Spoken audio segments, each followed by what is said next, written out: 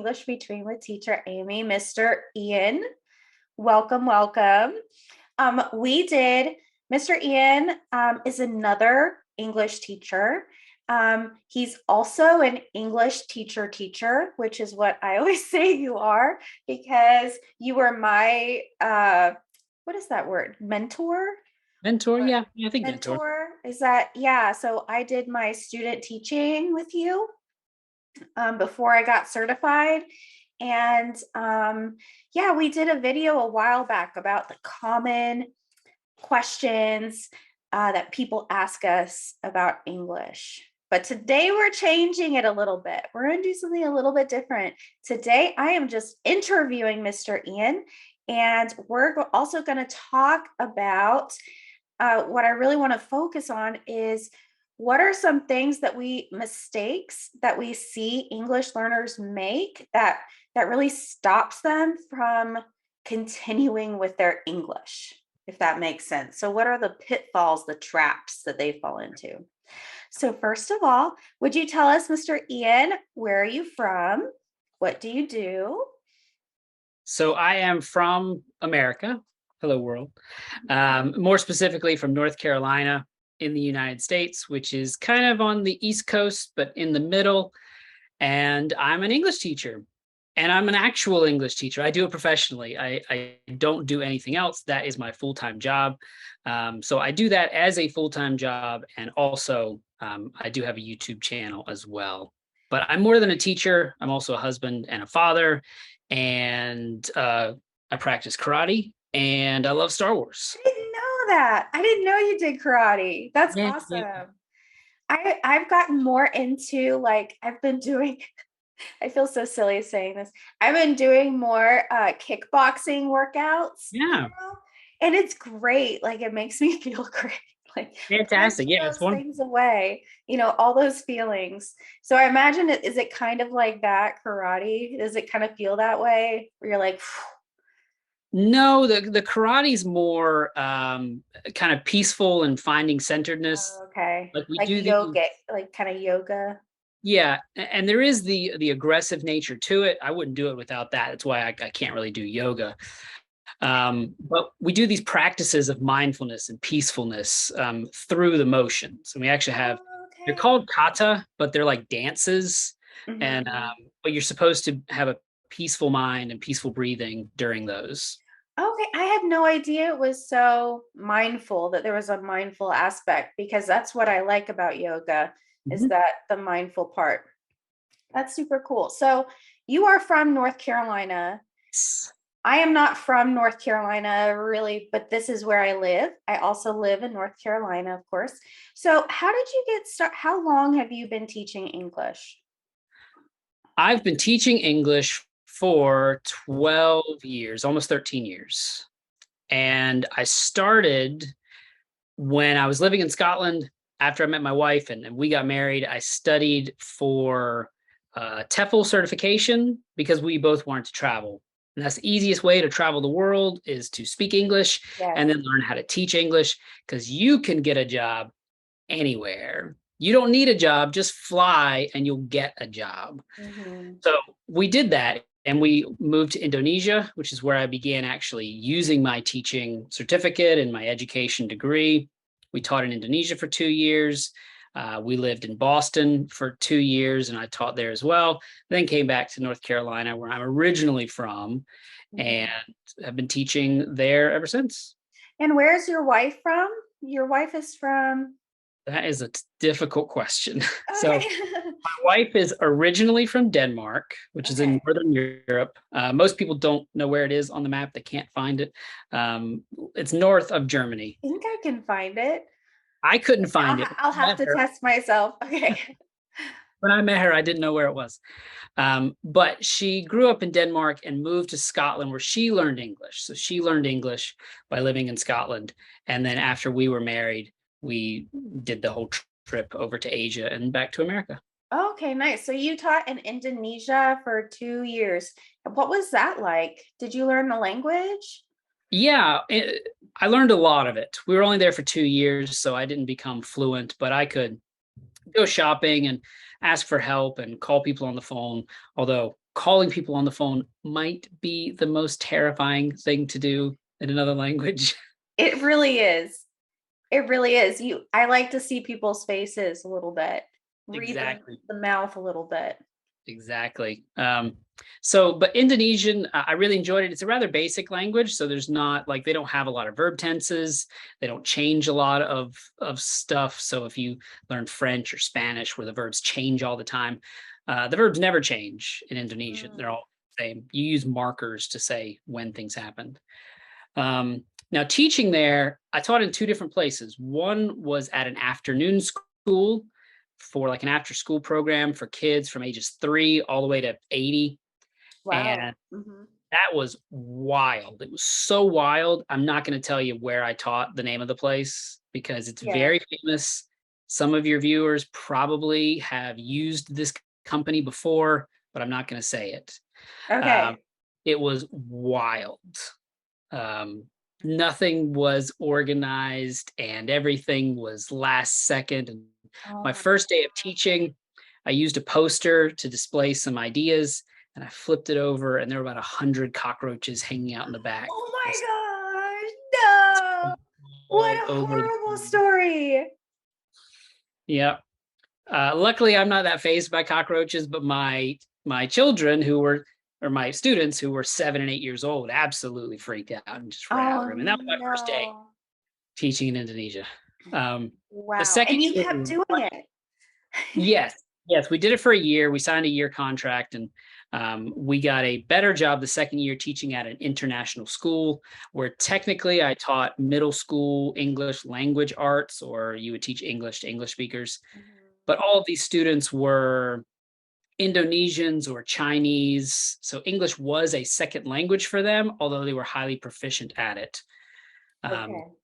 So did that and then came back to the States. It worked for the Wild Company worked for the same Wild Company in the States. And it was wild here too. Um, Okay, before seven, after we're done recording, you can tell me. I will, Okay, which one are you talking about? I will. Okay, nice.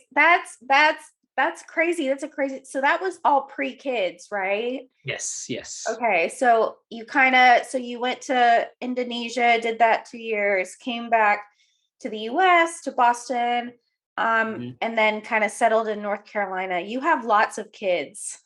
I do. I have 5 kids. 5 kids. Yep. I can't imagine. I can't imagine. It's Um, tough, but they're great. oh yeah, I'm sure they're great. I'm sure they're great. Um, so yeah, let's talk a little bit about the the topic for today, which is about like the things that you've seen in English learners, like when you see people give up, for example, what are some of those reasons? Or yeah, I'd love to hear your insight about that. There's a lot of reasons people give up. I like to kind of classify them in different areas. So you give up when you get discouraged and when you don't see results. And some of the best way to not see results is to study incorrectly.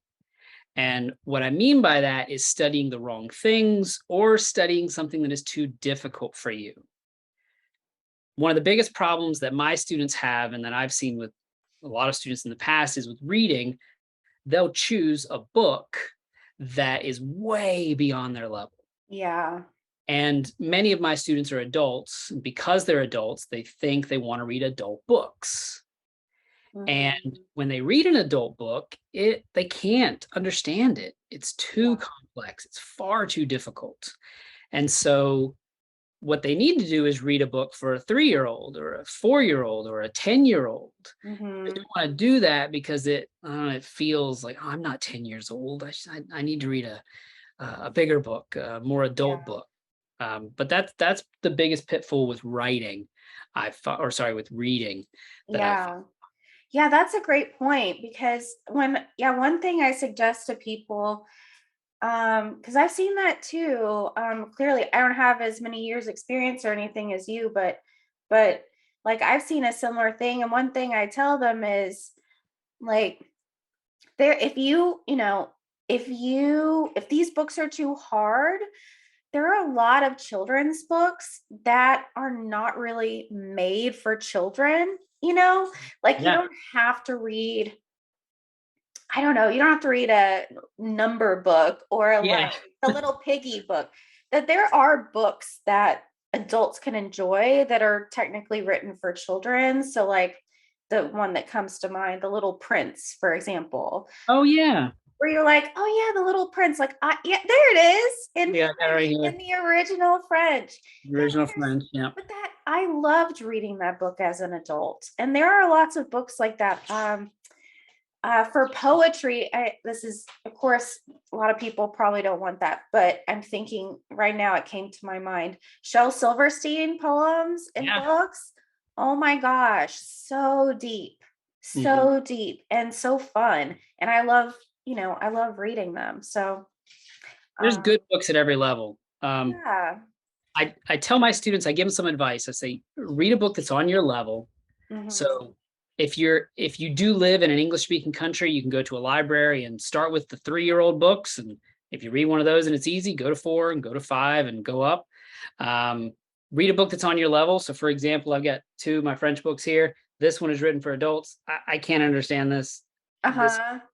almost a waste of my time. But it's One talking about day. this one I can do. And Uh-huh. this makes me feel good and it makes me feel confident. And there's a lot to be said for confidence. Yeah. I also tell my students to read something that interests them. If you don't like nonfiction, don't read it. If you like Star Wars, read Star Wars. If you like science, there's my French Star Wars book there. Yeah, there it is. Read something that you like. And Yeah. an added bonus is reading something that you already know the story to. So you Hmm. spend less time worrying about comprehension than you do language acquisition. Yeah. I've heard of people reading Harry Potter, for example, in another language. A lot of people have already read Harry Potter, Mhm. but so if you already and most people know a little bit of the story of Harry Potter. So if you Yeah. pick up a book about, a Harry Potter book in your target language, it'll be a lot easier. But also, one thing to note about books, I feel like, is that people don't quite understand that a book is like the hardest language you are going it was one of the hardest languages that you're going to encounter. I realized that reading in Spanish, because I can read Spanish literature now. Sometimes it's so, I need to look up words and stuff, but I can read it, but it's the hardest Spanish I have encountered anywhere. So to Right. just pick up a book and say, I'm going to read it. Okay, but again, this is like we're talking advanced for Right. most of these books. There's words that people never use in conversation. Yep. And also the authors are trying to be beautiful with their language. They're trying to convey meaning, but also add beauty. Where if you're learning a language, most of your communication is not for beauty, it's for meaning. Yeah, yeah. And in that way, also nonfiction, I have found just from personal experience, can actually be a little bit easier to read than fiction, like literature, too. For that reason, literature people are writing in elegant words and Exactly. Yeah, poetry yeah. and stuff. Nonfiction is more like, okay, let's talk about the facts. Yeah. Here's the information. Yeah. That's awesome. So what else? So yeah, what other things do you see discouraging people? Um, Discourage it. So the next one is with speaking. The number one reason that my students can't speak well is because they don't speak. Mm-hmm. And most of the time it's because they're scared to speak. Mm-hmm. And there's a misconception, something that's not true about kids, how kids learn languages easier. And that's not true. Adults actually I hate learn languages saying that. better, Amen. Clap. but Round of kids applause. aren't scared to make mistakes. Adults are. Like, for example, last night, my kids were going around the table talking about how they drawed a picture yesterday. And all of them said drawed a picture. Now, as an adult, I know that the past tense of draw is drew, but none of my native English speaking children use that word. They use Mm-hmm. the regular ending, which is wrong. But you know what? I knew exactly what they meant. Yeah. My daughter says goad all the time. My kids say go too. Yeah, I goad there, mom. Yeah. I goad to the store.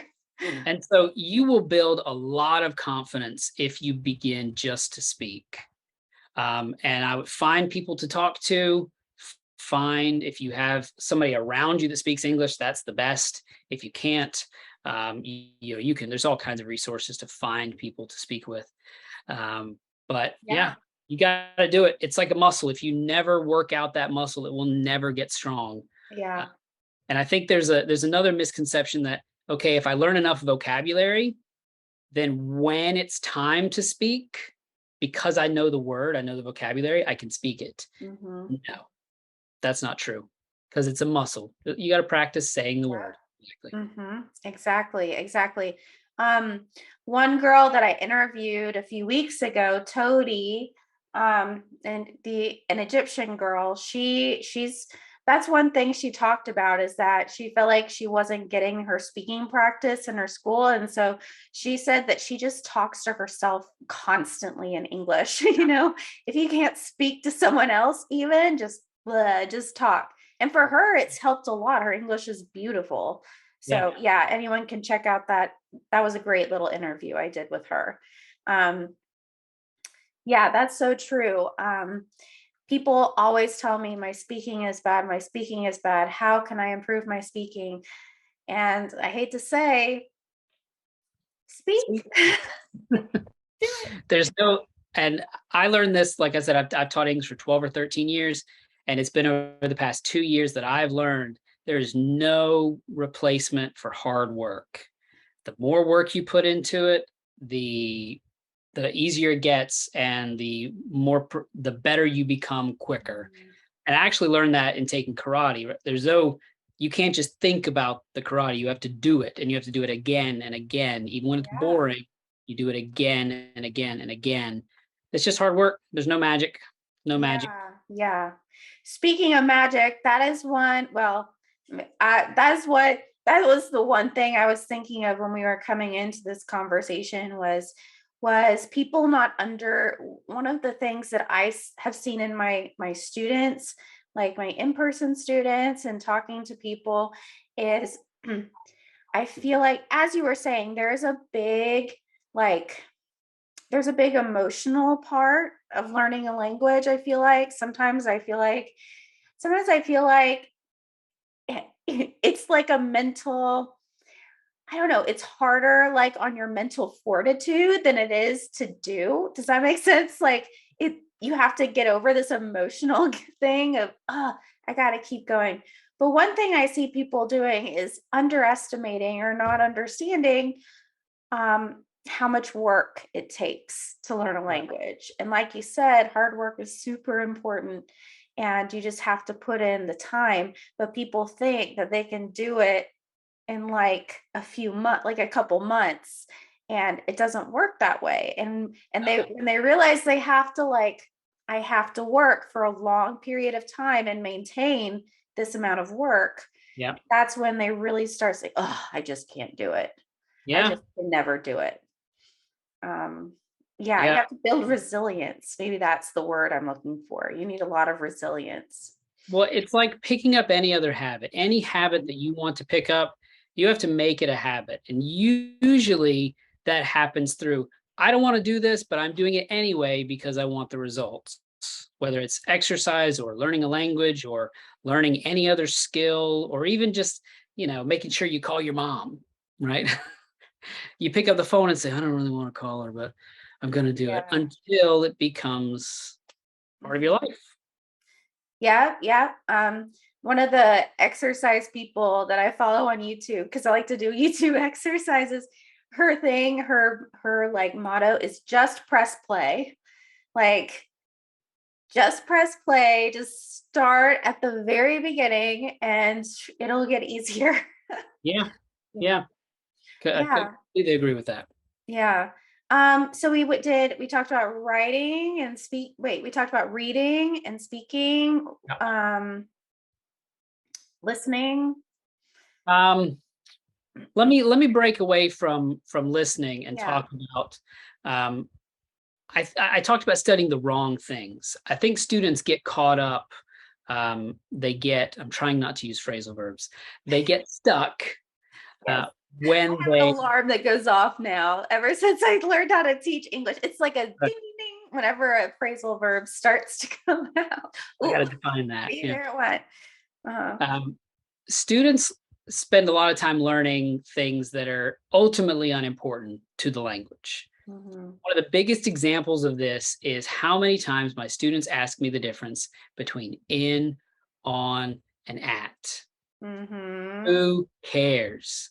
If I say to you, my birthday is on August, do you understand me? Yeah. You should. My birthday is at August. Yes, everybody understands. Are you in the beach, on the beach, or at the beach? No one cares. We understand you. But I feel like students get caught up sometimes in those little things that they sort of think are important, and they're not as important as some of the bigger things. Like I would say verb tenses, hugely important. Your pronouns, incredibly important. Your Mhm. subject verb agreement, super important. Those are my big Yeah. three. Mhm. Uh, Learning the structures in English. But Yeah. even still, native speakers will make mistakes with like prepositions, Mhm. uh, occasionally, but nobody misunderstands you if you Yeah. say you're in the beach. You can't be in the beach. But if you tell me, oh, Mr. Ian, next weekend I'm going in the beach. Okay. Your, Yeah. your meaning is there. And so I think students get caught up. And the last one I'm thinking about is confidence. I actually don't think students have as much confidence as they should. Mhm. My students all the time say, my English is so bad. I'm like, no, it's not. You're here. You're doing this. You should believe in yourself as much as your teachers do. Yeah. Absolutely. Yeah.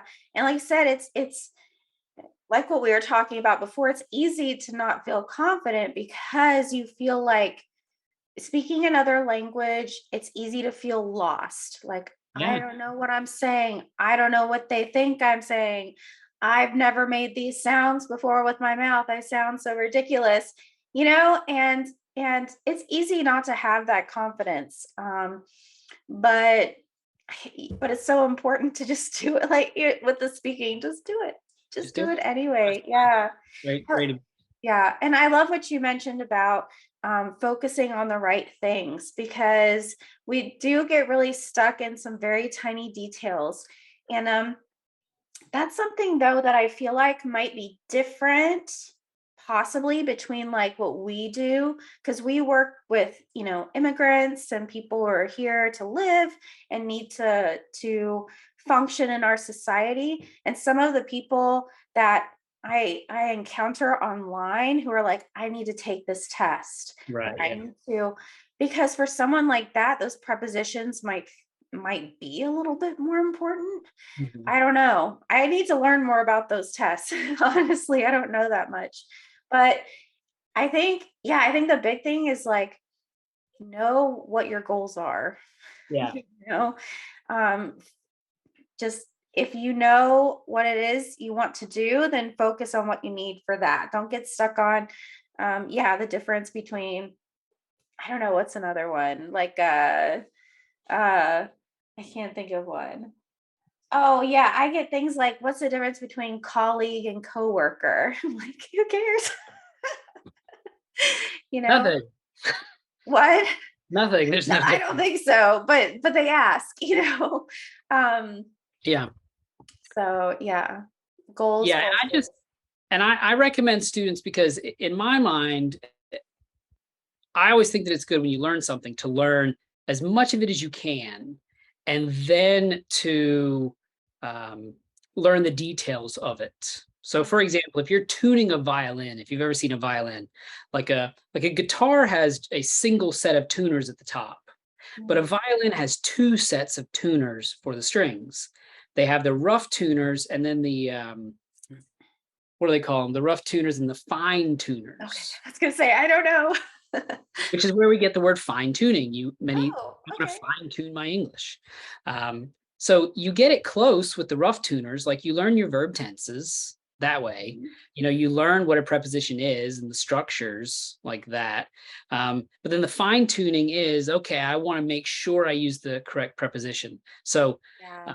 bring something to write with instead of bring something to write, because those do have different meanings, but you're not going to see that very often. So let's talk about, okay, that command structure that's there. Also making sure that you're using the correct verb tense, because I just think the fine tuning is great when you get to a certain level. Yeah. Taking those tests, I Yeah. completely agree. Like the TOEFL test, it's hard, and it does matter with the TOEFL test.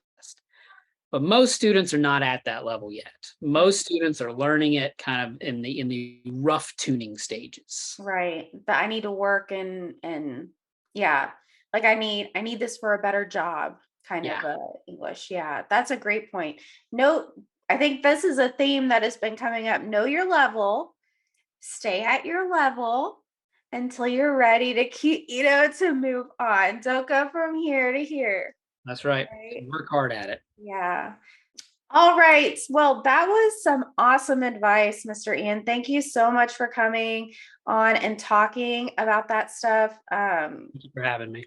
Yeah, I think the end of the story is the moral, the lesson from all this is just keep doing it. If you're getting frustrated, take a little break, but then keep doing it. Yep. Maybe change your approach a little bit. I think wouldn't you agree? That's kind of like the summary of what we said. Absolutely. Yep. Work at your level and work hard at that level. Yeah. All right. Well, thank you so much again. And everyone can check out Mr. Ian has a YouTube channel. Mr. Ian teaches English. He has a lot of great grammar videos and stuff like that. I don't post very much grammar. I don't do many grammar videos here on my channel. So you should definitely add that to your YouTube habit and go over there and get some good grammar lessons and stuff. You also did some conversation stuff recently, right? With your wife. There's about 10 conversations on there that my wife have that are not about anything important. They're just sort of, would you rather fly or be super strong? So it's kind of fun conversations with natural English, and some of them have subtitles. At the beginning, we didn't have subtitles, but the last few episodes do have subtitles, so you can follow along with the English. And it's just your chance. If you never hear natural English conversation, you can hear it there. Yeah, because a lot of stuff online is scripted. It's, people know what they're going to say. So to be able to listen to something that's just natural exchange, that's really important. Definitely. I recently started a reading series. So if you are practicing your reading, I'm taking some old stories that are now public domain, so I don't have to pay for them. Like Cinderella, Snow White, and Sleeping Beauty, where I simply just read the stories. You see the words on the screen, you can hear me pronounce it properly. And actually, I had my two girls were in my last video, and they were asking questions. That's so cool. Okay. That's a great idea. I kind of want to steal it, but I won't right now. But I'll think about it because that's a great idea. That's easy. One of the things people say about me on my online and stuff, which I always think is so funny. They say, "Oh, do they say this to you? Oh, I love your voice. I just love your accent. okay." I wish people would say that to me. Nobody says that. So I'm thinking, "Ooh, I could just read." You can, but only after I become famous. Then you can read. Okay, after that. Okay. I'm kidding. All right. Well, thanks so much. No, thank you for having me. Day. I really appreciate it. Bye, everyone.